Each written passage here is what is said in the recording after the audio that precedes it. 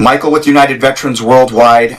Eager today to meet with my friend Andrew. Andrew and I have known each other for many years and had several years of disconnectivity, and I wondered what happened with Andrew and where his life went and what journey he took, and found him on social media in, of all places, Ukraine. And I want to introduce you to my friend Andrew and have him tell a little bit about himself. So Andrew, please. Hey, thanks, Mike. As Mike said, we've known each other for quite a while. I think we were in the cafeteria at Fort Bragg when we met many years ago, although not so long in the grand scheme of things. I recently retired from the U.S. Army after 26 years in Stuttgart, Germany, and I immediately relocated to Kyiv, Ukraine. I am not a war junkie, as many on social media may accuse me of. I came here for personal reasons.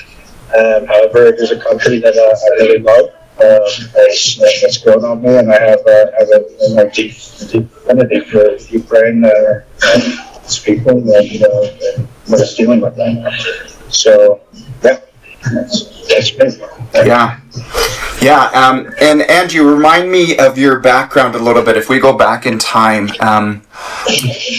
before I knew you, we were already seasoned guys in the military. We'd already done our time enlisted. Both became officers. Tell me why you started in the beginning. Why did you join the Army in the beginning? Okay, yeah, so I enlisted in 1997. Myself, I was saying I was 17 years old.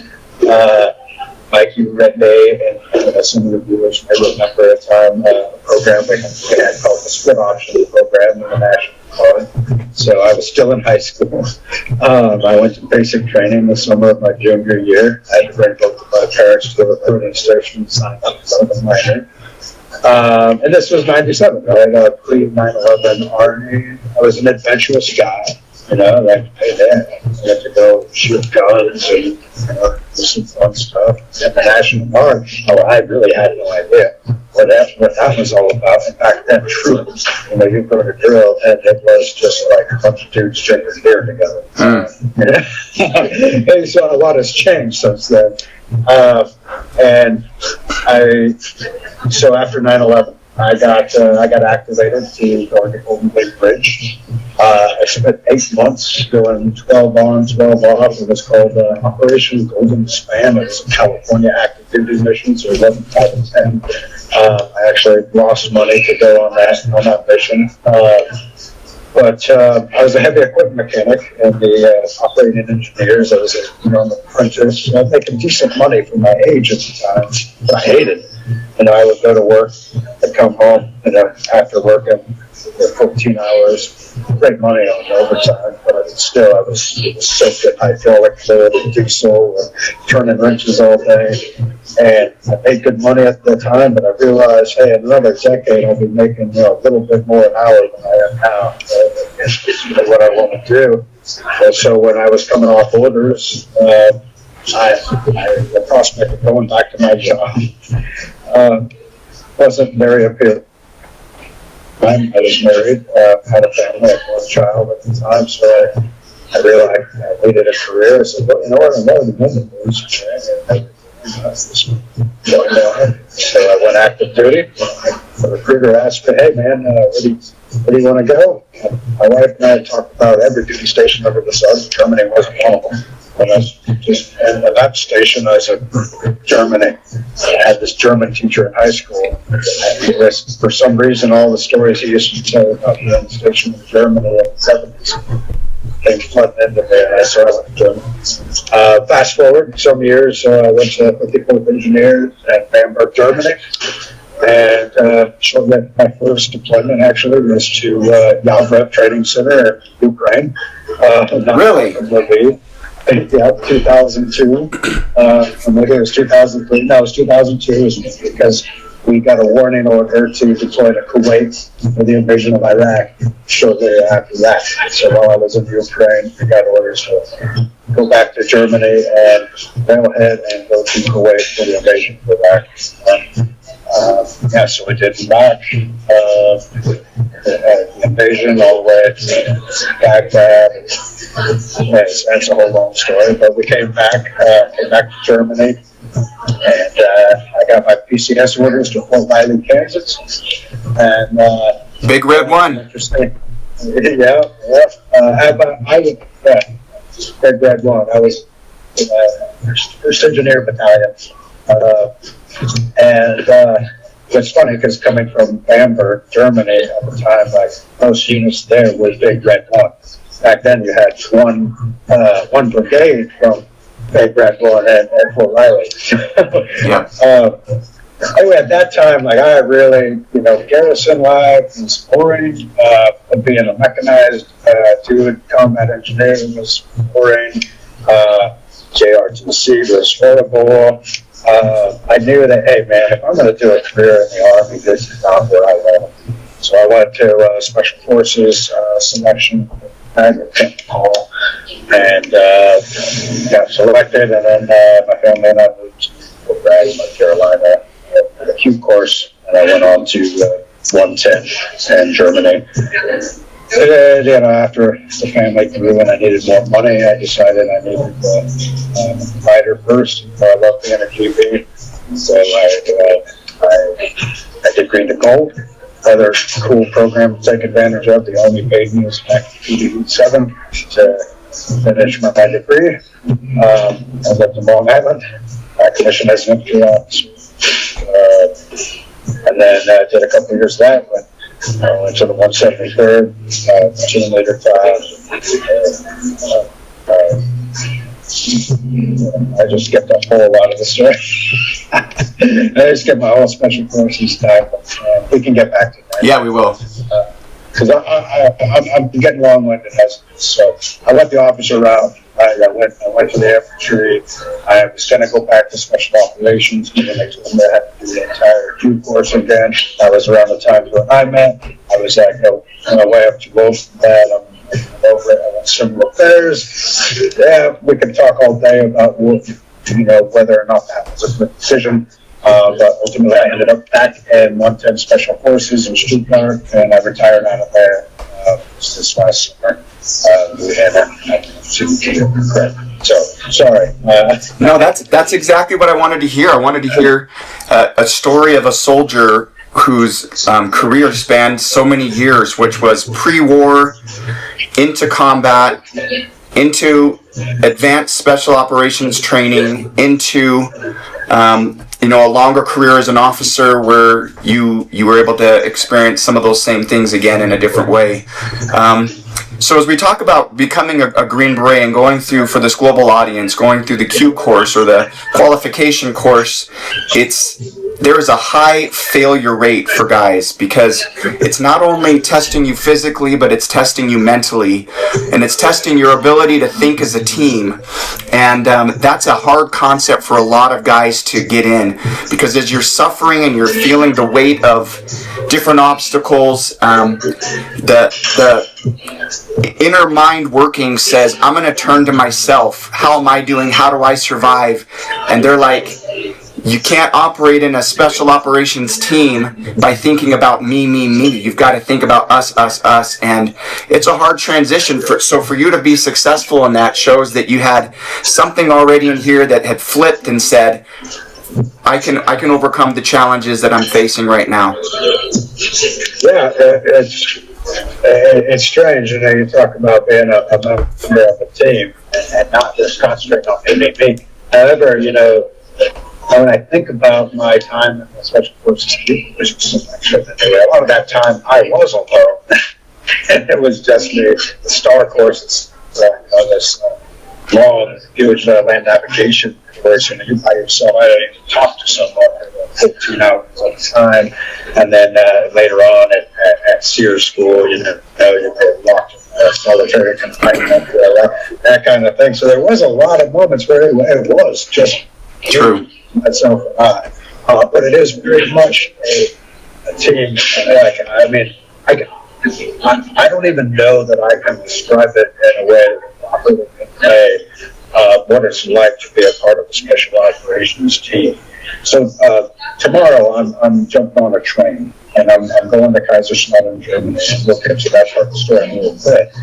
But I'm stopping halfway in Vienna, and one of my best friends from my Special Forces ODA lives there. He's now I got a tactical fitness instructor for an Austrian company, and we're gonna meet up and have some beers. This guy has been one of my best friends for years, but sometimes we will go a year or more without even speaking. Yeah.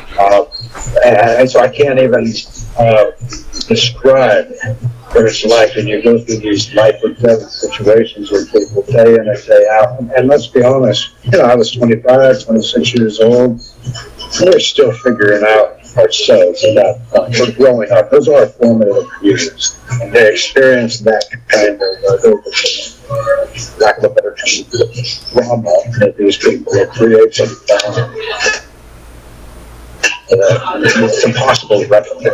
We can talk about teamwork and what it's like to be part of a team, but there are some situations and experiences you just cannot induce artificially. I'm not a happy to say it, just with on that. But, yeah. Anyway, I don't know if I can make that. It seems clear to me. Yeah. Yeah, so that the team mentality, it's everything, and not just in the special operations and standard execute unit, and there's some practices that people may view as antiquated or a little barbaric. Some people call it hazing, some people call it rite of passage, and for better or for worse, those are things that are part of. They're part of forging that team, right? And making that team dynamic through shared experiences, kind of form those bonds. Those are absolutely necessary when the bullets are flying and you're in a So Andrew, take me back to your military career and look over the span of it, and what elements really stand out as high points, and what are some elements where you were in theater that stand out as really low points that you feel really increased your risk of having some mental health challenges later on in your process? Yeah, I mean, I think not all, maybe not all veterans deal with this. But as I read about Vietnam, those experiences where the political purpose behind the war was not very clear to certain things. You're experiencing very traumatic things, buddies dying, doing things that, I pray that most human beings will never have to experience. But then you look at the political purpose behind it, and then you're like, what is this? I would say those were the low points. After 9/11, I think that most Americans were like, hey, man, attack us because of it after this. After a few years, especially in Afghanistan. And Iraq was a second story. A lot of people were like, that was a mass destruction, but we grew up, no one's about the same.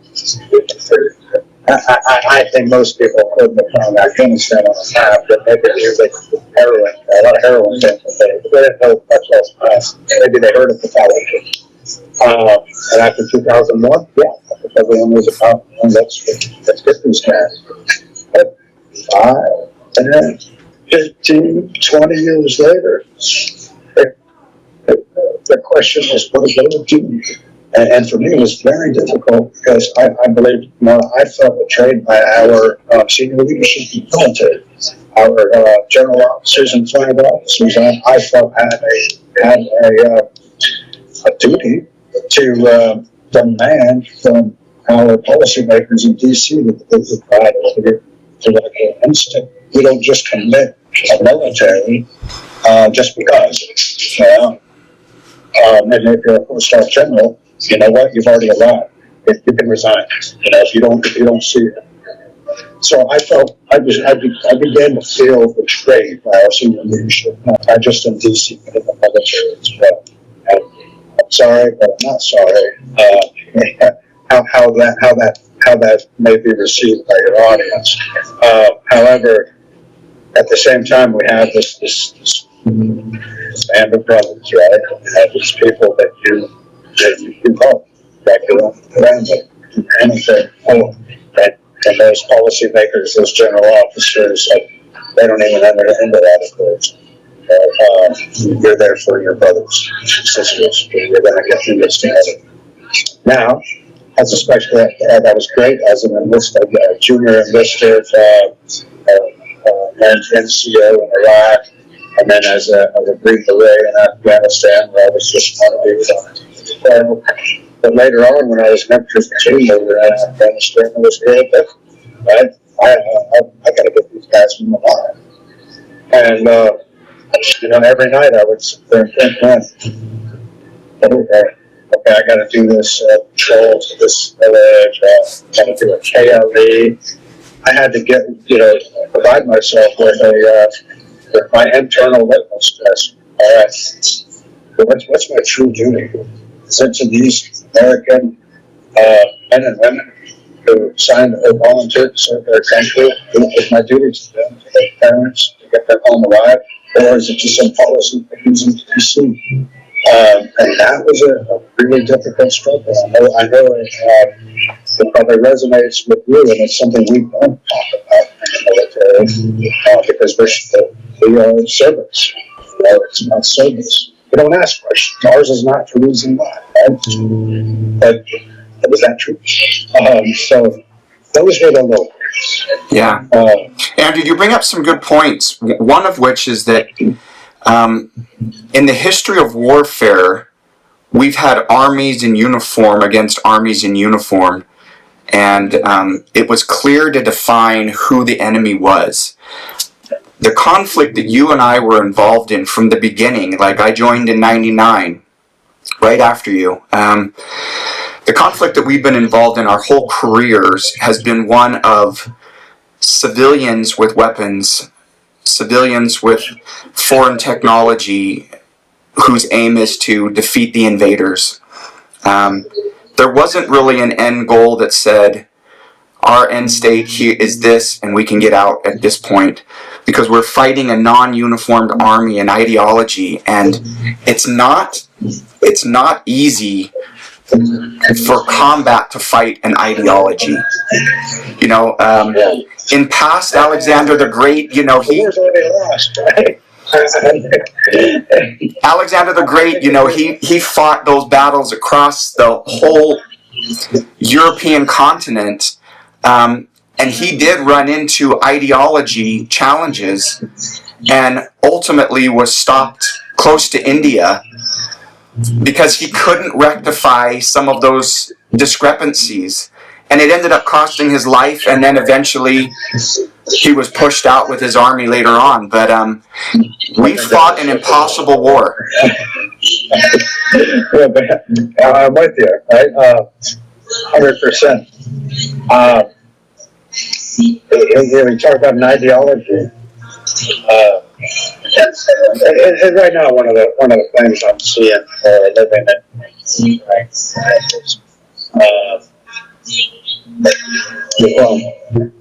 you talk about East and West. We were raised with a different heritage. Yes. And they were in Ukraine. They're kind of in the crossroads. They were in the Soviet Union. They are that buffer between Europe and Russia. Alexander's armies, they went into Asia Minor all the way to India. That was East and West. Completely different cultures, religions, topography. The Middle East or the East, if you will, and it's the same type of thing. Afghanistan, man, we could talk for how complexities then. But really, what were we there to do?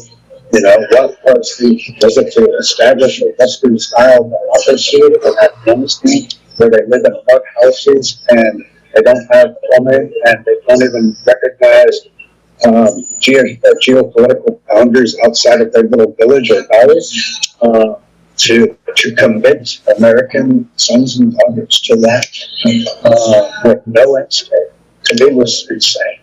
But then I think about Vietnam, and that war was lost well before U.S. troops were committed, before Dien Bien Phu even happened.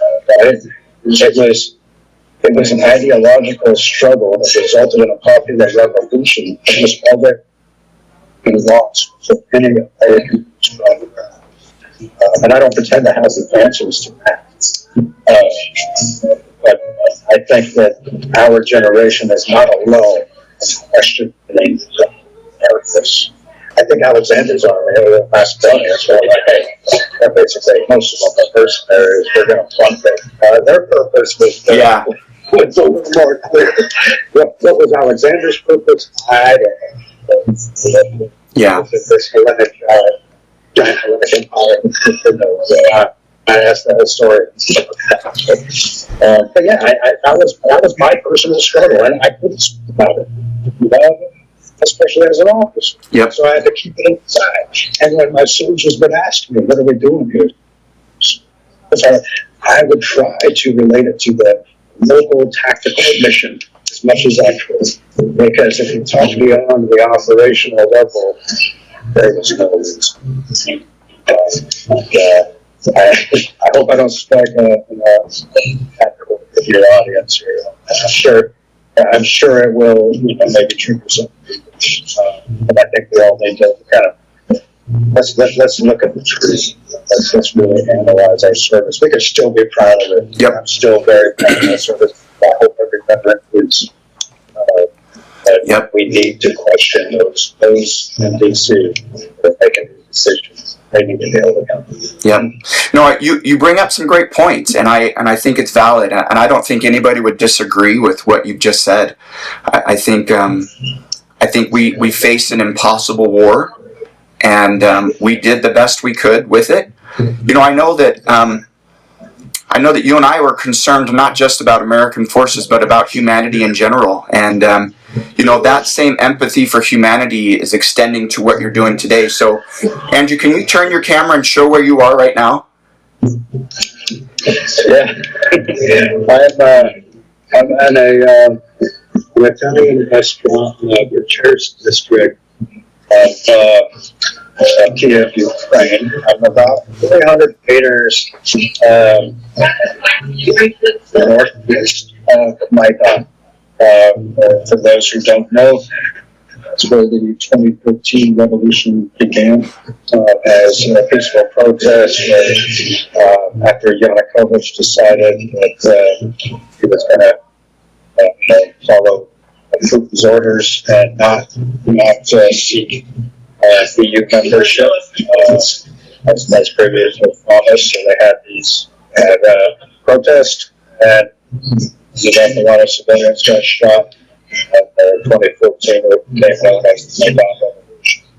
Shortly thereafter, we saw Crimea get annexed, and the separatist movement, as they call it, Dunbar. So I saw where I'm at right now. We got music on. I hope it's not too distracting here. I'm in a pretty posh beats and days. I'm afraid to get the bill. I just had a friend here having prices are relatively cheaper than Europe or the United States. Life goes on. Now these guys are dealing with a huge struggle. We're about to hit year 3 of this month. This war. This is a city of 2 million people that have been dealing with. I don't know if there's been more than 5 nights during May where we haven't had an air raid site. It's actually drones or ballistic missiles etc. For me, I spent 26 years in the Army. I've been taught about arms, multiple combat deployments. Still scared. because we never faced ballistic missiles like that. But we're kind of inoculated from that kind of stuff. This is a city of 3 million civilians, and then sign up for that in a country that's just won their independence for hundreds of years. I don't want to make this political, but these people, and we talk about PTSD privately. The veteran community is something that we are all very familiar with. So let's do a greater increase. But we all kind of move when we raise the right hand. It's a dangerous job. They might go to war. And these people won't ever raise the right hand and say, I want to experience that. And I believe that there's going to be consequences, a generational consequence of this kind of traumatic experience. And I think back to World War II. There was some very horrific occurrences in Tokyo, Hiroshima, Nagasaki, London. But most of us haven't experienced this in our lifetime.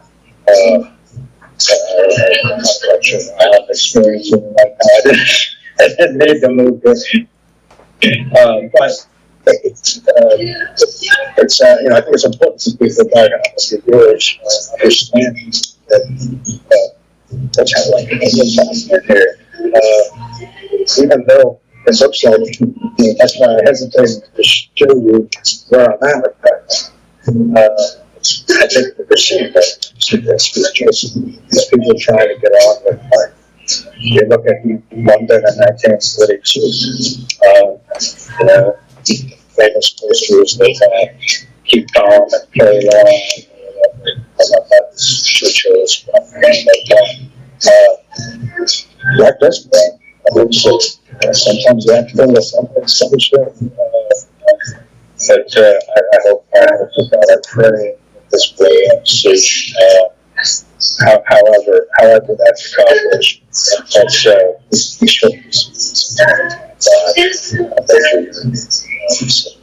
Yeah, Andrew, you talk about a civilian population that is involved in combat all around their regular living situation, which we've never really experienced in the U.S. Long term, right? We've had attacks, but not living with a fight or flight response because of an air raid siren that goes off, and an entire population that starts to become conditioned to threats, and a physiological response happens. We're talking about an entire population potentially that would end up with some emotional and mental damages because of that conditioning that takes place in combat.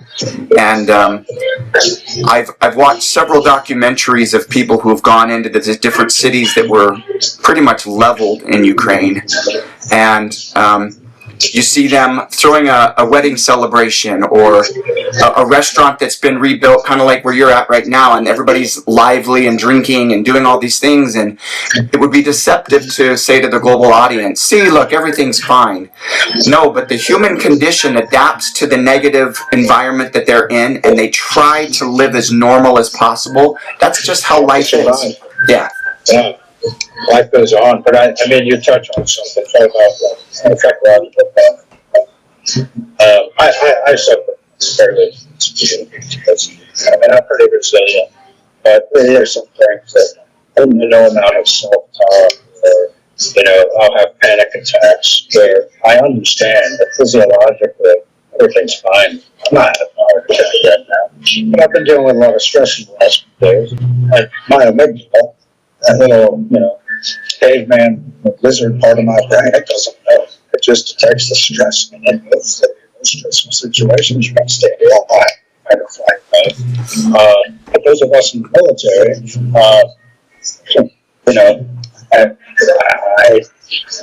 I don't. We kind of throw a pity parties in some ways, right? And the struggle is real. It is real. I'll deal with it the rest of my life as well, even probably most other veterans. they'll do it. I'm talking about children who are growing up in this. There was a huge rocket attack here in July. Ballistic missiles actually hit probably 500 meters from a children's hospital oncology. I've seen it on the news. But the explosions were so loud. And usually, I do the air raid siren goes on, check telegrams, see what's going on, if there's a ballistic strike, what kind of, is it Tu-95 strategic bombers, in which case I know I have an hour, so I could get to a subway station. If not, it's probably it's been 7-minute time of flight. Okay, I'll go to the corridor.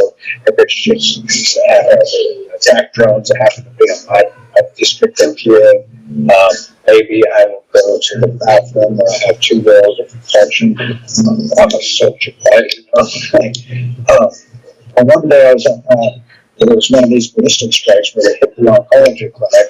And I was like, what? It's time to get to shelter, because that's 5 ballistic missiles hit the city in the last 10 minutes. And I would go down one flight of stairs and there'd be another explosion. So I'd take cover, and it took me a while to get I'm not taking an elevator during a ballistic strike. No. But I passed this girl, younger, maybe 22 years old, holding an infant, crying, bawling her eyes out. She was on the phone with her husband, who I knew was a parent. And then she stopped me and asked me, what should I do? And I couldn't tell her. I couldn't tell because I could say stay in the apartment, and then a missile hits the building. I could say go outside and go to shelter, and they hit you there, and sit there and to deal with this. Nobody should, right? But as a veteran, I say this: I volunteered. I knew what I was getting into. They came. I can't say that enough. It's happening here, and it's happening in other places. I mean, what's happened between Israel and Hamas displaced millions of people. What's happening in the country right now. There are always people dealing with severe psychological trauma. It's just that us in the military, we feel it more acutely. The examples are more acute in nature. But I think it makes sense what I'm saying. It makes 100% sense what you're saying. And, it's one of the reasons I started this channel, and I called it what I did, United Veterans Worldwide.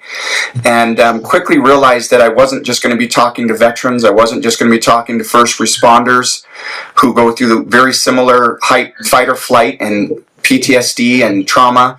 But it turned to regular people who have endured some severe trauma, and the response physiologically, mentally is all the same. Andrew, talk to me for a minute about an NGO that you're working with that you feel passionate about supporting, and why. Yeah, so my friend Yaroslav, he's the CEO of an NGO, actually a couple NGOs that there's a Pangaea.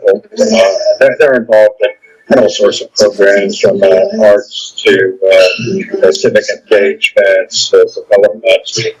They used to do a lot of Erasmus changes, and for most Americans, maybe not for most European university students would go on what's called an Erasmus tour, where they'll go stay in a foreign country. It's kind of like studying abroad, but cultural exchange.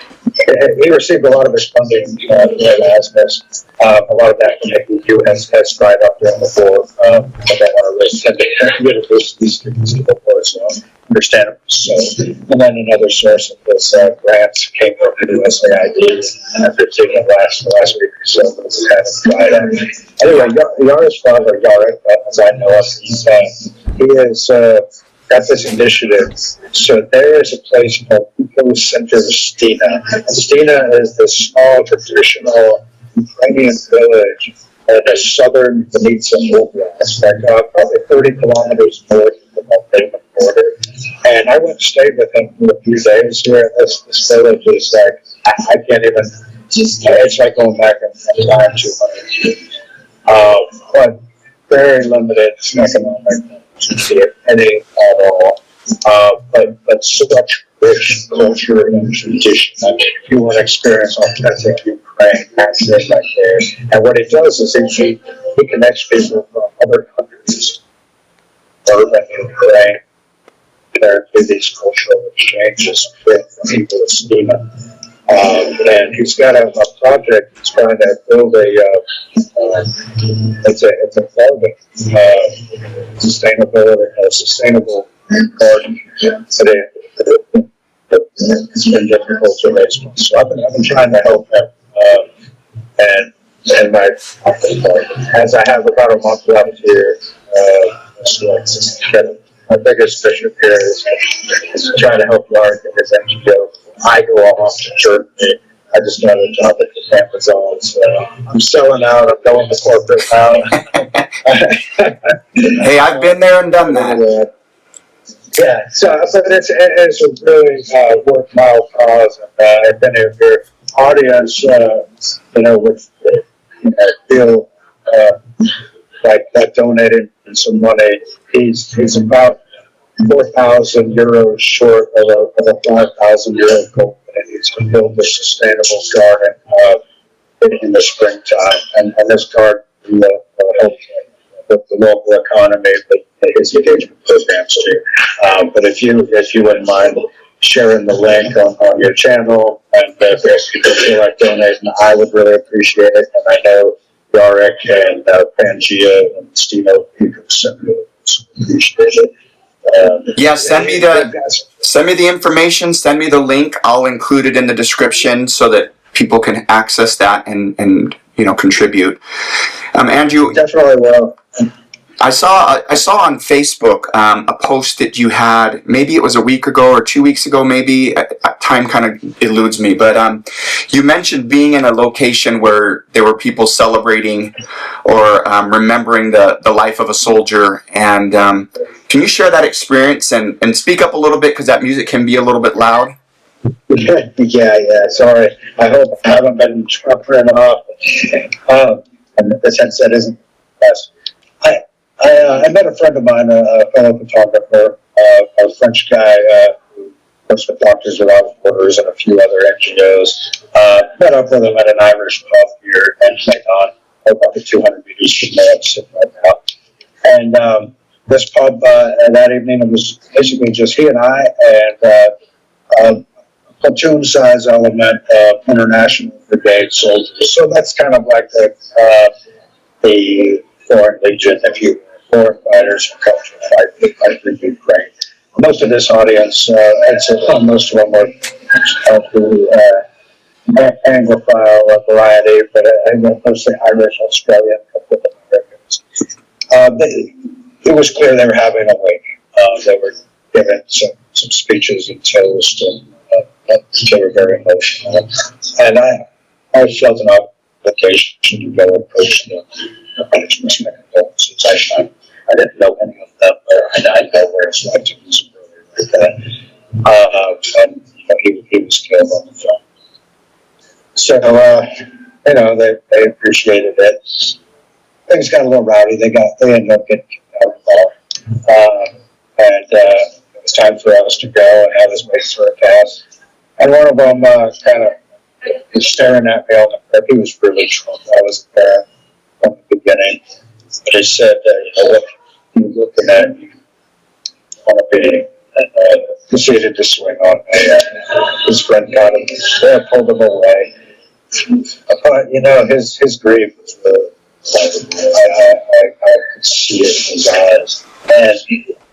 And I wanted to say, I've been fighting for since you were in diapers. It wasn't a problem. He's in pain. And so I just let it be.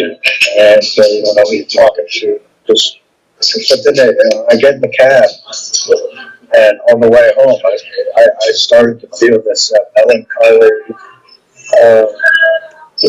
feeling. I was no longer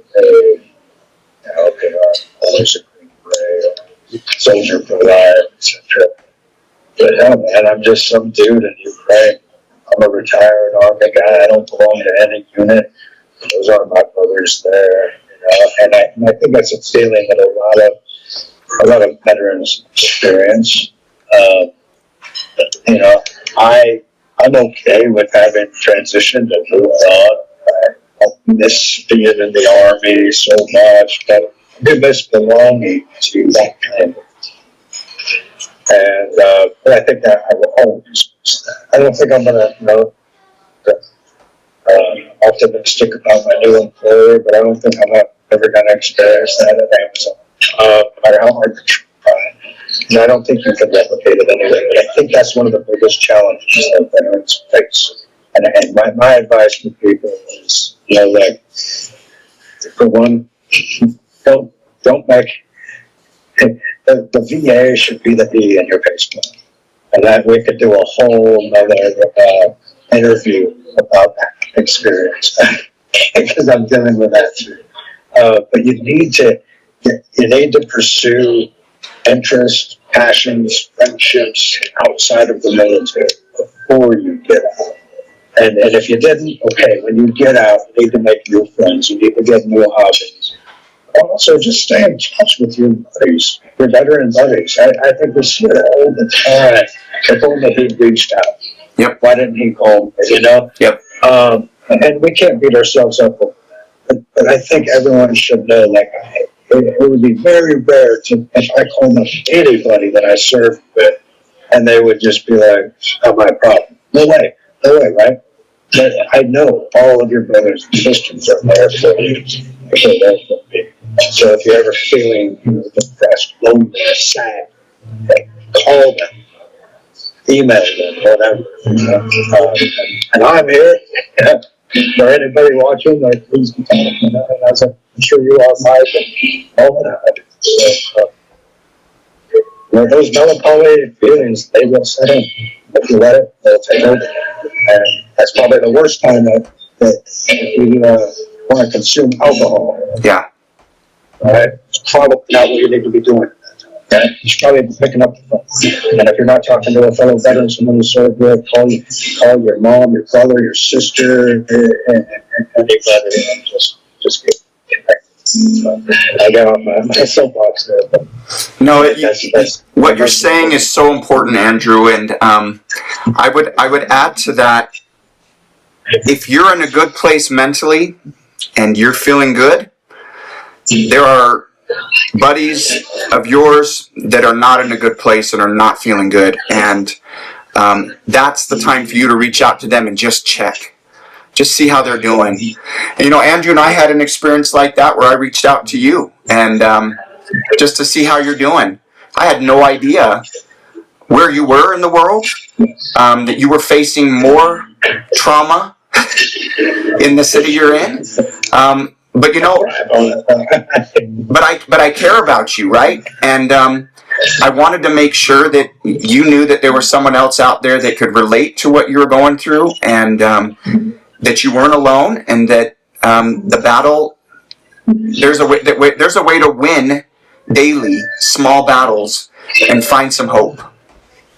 Yeah, and hey, I do appreciate you reaching out, Mike, and I'll say this, that, I've made some reflective posts on Facebook, on LinkedIn, some other channels, and I think people may have seen as a cry for help. I was just trying to, share that reflection, that feeling, that, but I do appreciate everybody that reached out, and anyone watching, if you reached out, and I didn't get back to you on saying, but hundreds of people texted me, emailed me to check I was all right. So you're 100%, and that's why I know the friends are there. They're there. So you just don't be afraid. Don't be afraid to call if you need help. You don't even need to say it in that way. Just call them. I don't know. Right? You need to break down crying, but if you do, who cares? Yeah. Yeah. I appreciate what you are trying to do for veterans, lots of other people out there. It's important. I just ask that, when you reached out to me about this interview, and I started to talk about veterans who help with service civilians, and I would just like to explain that, I bring to light that there's a lot of other people out there that deal with the same kind of trauma that are less equipped and have access to far fewer resources. So people are looking for charity or a cause. There are countries out there dealing with PTSD on an astronomical scale with very effective resources. So I would consider, giving and some of those ways also. Of course, support veterans, but there's other people out there that, Yep. Well said. Well said. Andrew, it's been so good catching up with you, brother, and getting back in contact with you. And I'm excited for your next journey to get into e-commerce and helping people buy their stuff that they're going to throw away in 6 months. But you know what? A job is a job. Hey, a job is a job, and we take the jobs. Make sure the boxes get on the truck. But Amazon taught me some good things. It taught me that there was more leadership that was needed. You'll have a team there that you'll care about and want to help find success and deal with the stress of getting stuff done every second. It's a challenging work environment, but good on you for getting that. And I'm looking forward to it. 26 years, my entire adult life in the military. It's time to shut down. Yep. I'm excited. Yeah. Well, Andrew, I wish you the best, brother, and we'll stay in contact. And if you ever have anybody in Ukraine who would like to share their story that speaks English, I would welcome those opportunities to have them shared on my channel. So let me know. All right. Thanks a lot, Mike. I appreciate it, brother.